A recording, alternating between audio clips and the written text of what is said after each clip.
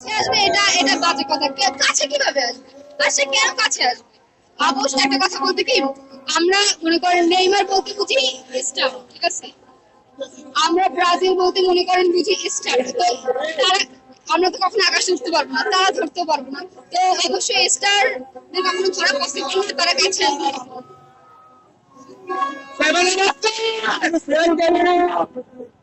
এটা তো চরিত্রের ঠিক নাই, আপাতত চরিত্র ঠিক নাই, কারণ আপাতত এমনিতেই হচ্ছে কি গর্ভবতী, ঠিক আছে? এমনিতে তো তারা গর্ভবতী, মনে করেন অন্যের অন্যের আজাইরা সন্তান নিয়ে হচ্ছে কি ঘুরে, তাদের আর কি বলার রাখে? আর তাদের কথা হচ্ছে কি কি তারা বলে আমরা সেভেন আপ কে ওরা আমাদেরকে দিছে। আচ্ছা সরি,